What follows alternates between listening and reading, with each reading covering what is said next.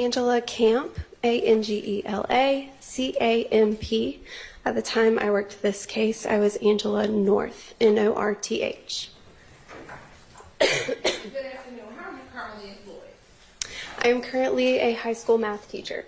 And how long have you been serving as a high school math teacher? This is my second year. Prior to serving as a high school math teacher, what, if anything, did you do for work?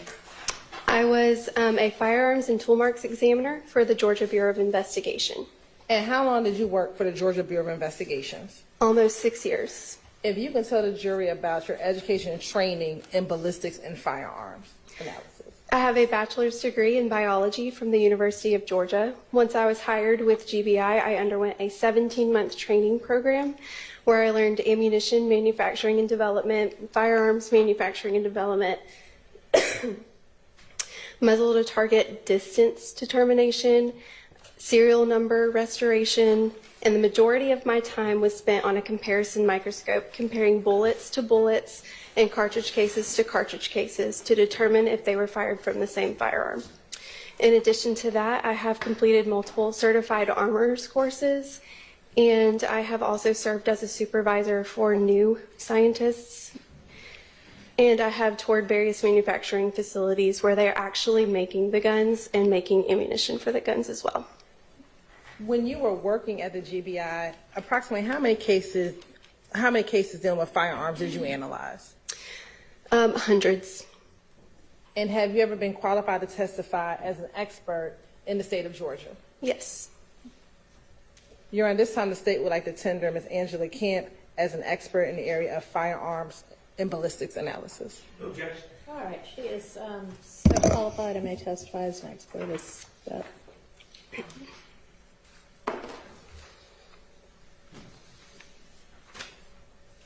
When you were serving as a firearms examiner with the GBI, what were some of your job duties and responsibilities? So it varied depending on what the case entailed. Typically, I would look at bullets from autopsies or cartridge cases found on the scene, and I can explain a little more in detail what cartridge cases are. And I would analyze them to determine what type of firearm they were fired from, and if there were multiple, I could look and see were they all fired from the same firearm, were they not, and so on. If I had a suspect firearm, I could create test fires of that firearm and compare them to the evidence to see was this the gun that fired these evidence or not. In addition to that, we also did tool mark services. I mentioned earlier muzzle to target distance determination. That's just seeing how far away the muzzle of the gun was from the target at the time that it was shot. And then we also did serial number restoration.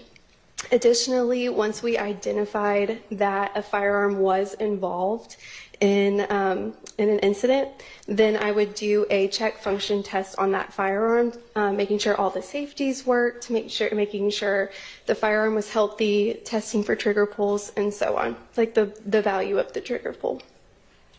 I want to direct your attention to case number, DOFS case number 2022-1007212 and 2022-1008-698.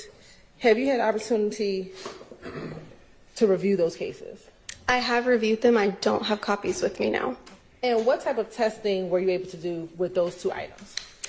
I was able to compare them to each other to determine if they were fired from the same firearm, and I was able to determine a type weapon list of what may have fired it. And first, were they fired from the same firearm? Yes, they were. And what type of firearm was it consistent from being fired from? Glock 40 caliber pistols. And after doing your report, did that conclude your involvement as it relates to this DOFS case number 2022-1007212? Yes. All right. Did you also do additional testing in this case for DOFS case number 2023-1001777? Yes, I did. And did it also have the same case number It's also a report with the same case number of the 2022-1007212, a similar report as the 2023 case number. I believe so. Do you need to look at a copy of? That would be helpful. These are also copies of my reports. And do those appear to be a fair and accurate depiction of your reports that you generated for the items that you tested in this case? They do. All right. Your Honor, this time the state would like to admit Exhibit 503 and 504 VV into evidence. Admitted. And again, looking at 503 and 504 VV, do they appear to contain the similar information in both reports? Yes. All right. We're going to look at the DOFS case number ending in 1007212. Who was the agency that submitted the items for testing? The Fulton County District Attorney, And who was the victim in that case? Shymel Drinks. And what were you given? I received an FN 5.7 pistol, some cartridges, which is unfired ammunition, and 11 cartridge cases, which are fired ammunition. All right. What were you able to test in this case? I was able to compare these cartridge cases together to see if they were fired from the same firearm. And then I also compared them to this firearm to see if this was the firearm that fired it. So first, were the items that you tested, the shell cases, fired from the same firearm? Yes, these were all fired from the same firearm. And then were those items fired from that firearm? Yes, they were. And you may have said, and forgive me, what type of shell casings were the shell casings that you tested? So they were the caliber 5.7 by 28 millimeter.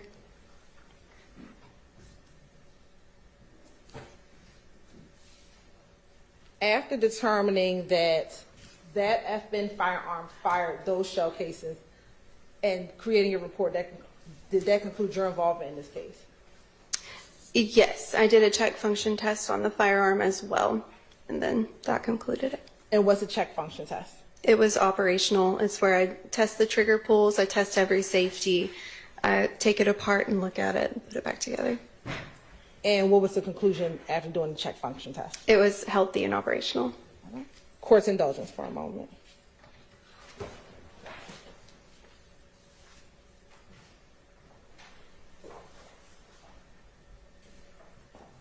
No further questions.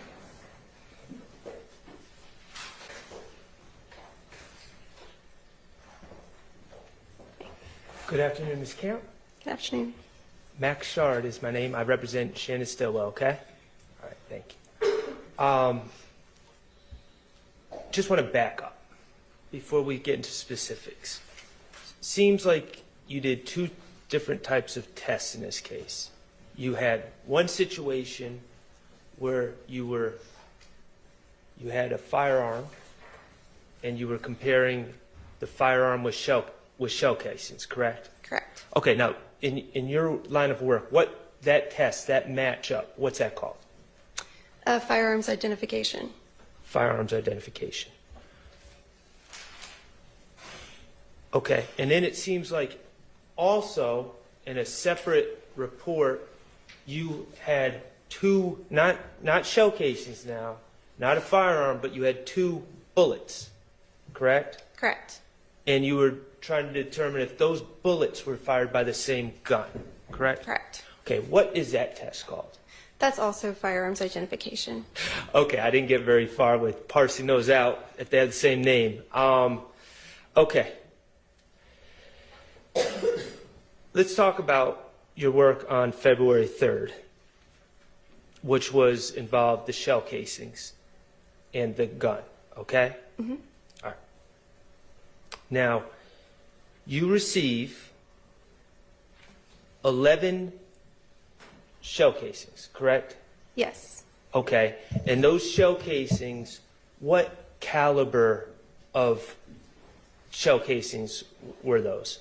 Those were 5.7 by 28 millimeter cartridge cases. Okay. And that was in case number...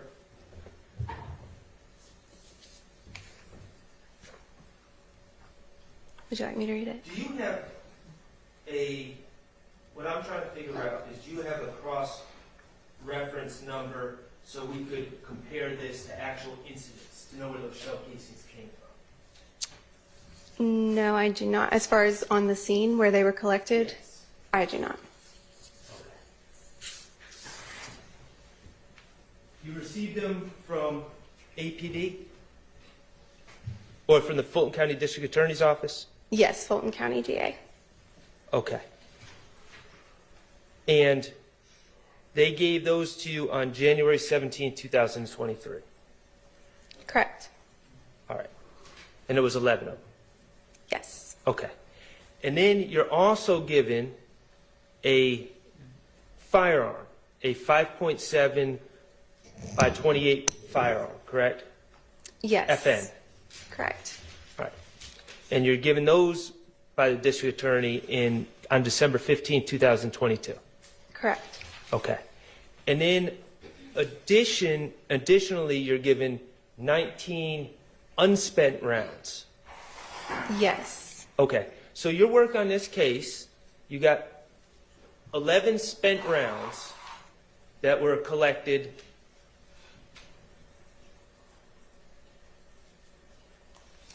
Your Honor, I think we have a stipulation. Okay. Your Honor, we're going to stipulate that the shell casings referenced in her report come from the March 16, 2022 shooting at 2830 Waters Road. All right. Okay. Thank you. Thank you. Y'all Ms. write Hill. that up for me at some point, okay? Okay. So based on that stipulation, you have 11 shell casings collected from 2830 Waters Road incident on March 16. Okay? You're saying, okay, wasn't part of that stipulation. Okay. I don't know where they came from, where they Fair were enough. collected. Okay. But they also provide you with the unfired cartridges, and you use those unfired cartridges that came with the gun to test fire the gun, correct? Yes, I used 3 cartridges from the 19 that were unfired to test fire the firearm. And then because you test fired using that FN 5.7 handgun, you now have the markings from that firearm, and you can compare them to the shell casings collected from 2830 Waters Road on March 16th of 2022. What I can testify to Okay. is that I did create those test fires, so I had the data from the gun, and I compared them to the 11 cartridge cases submitted to me. But I wasn't there when they were collected, so just to clarify that part. Understood. And you determined that the FN firearm, the 5.7, that you were given was the firearm, to a reasonable degree of scientific certainty, was the firearm that fired those shell casings that were collected and provided to you by the Fulton County District Attorney's Office. Yes, it was the firearm that. Okay, perfect. Now, the other work that you did on this case, and I'm going to your other report. Okay. Okay, you were provided I'm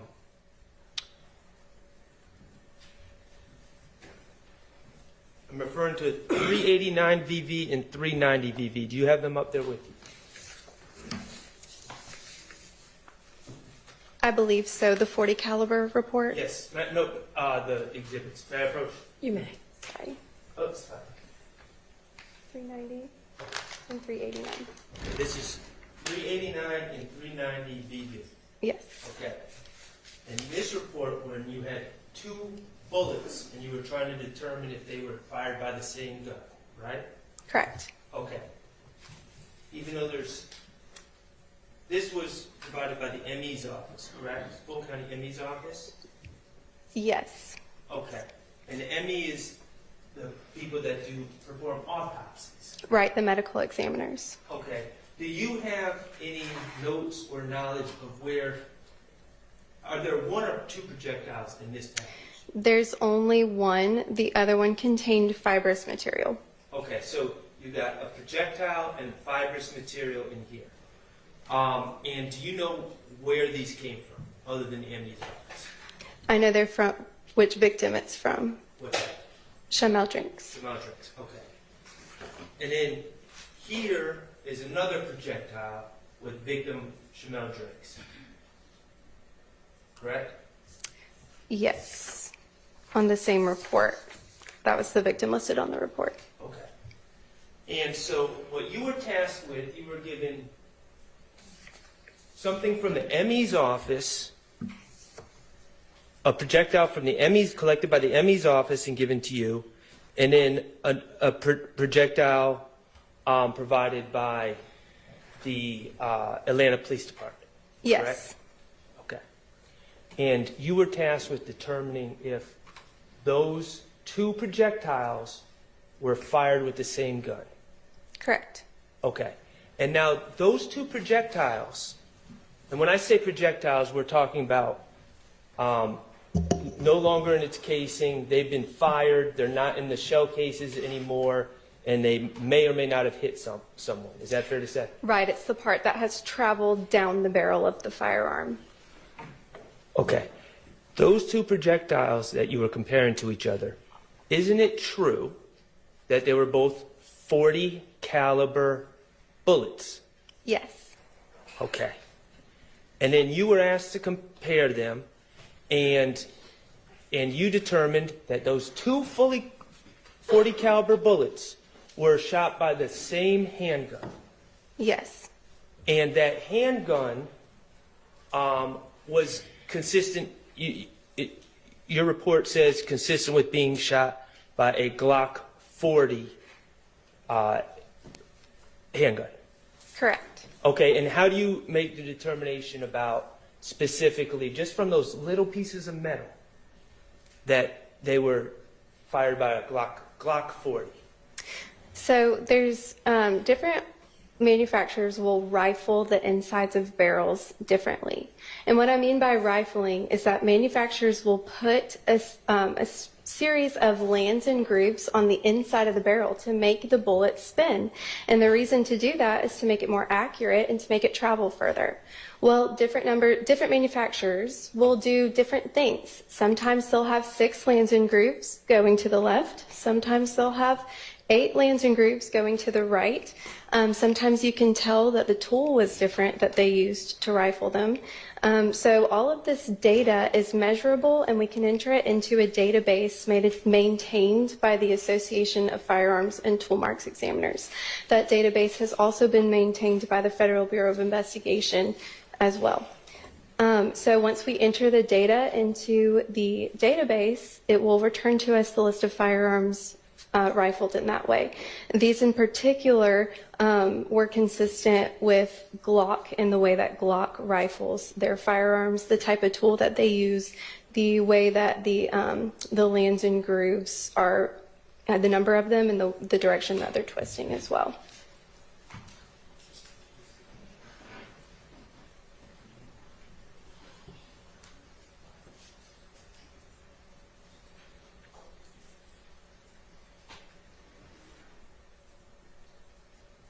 Your Honor, I think we have another stipulation, All right. in fact, to try to ease this along.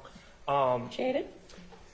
I think both sides stipulate that the 240 caliber bullets were, one was collected by the ME during the autopsy of Shymel Drinks, and one was collected from the red Versa by APD.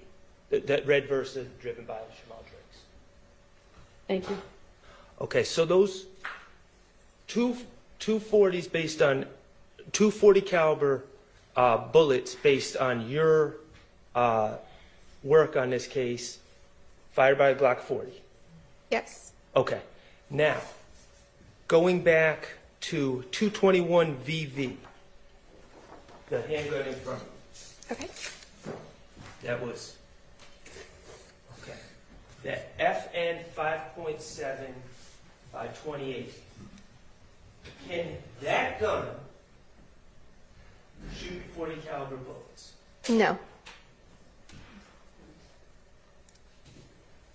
How about a 45 FN 45 caliber handgun? Could that shoot 40 caliber bullets?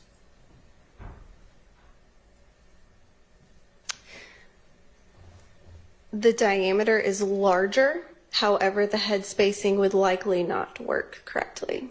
And it would also leave different lanes and grooves. Yes. than a Glock 40 It would caliber leave handgun. different lands and grooves than a Glock 40 caliber handgun. Thank you so much. Any, Ms. Weinstein? Redirect? All right, thank you for your time. You may step down. Do you have another witness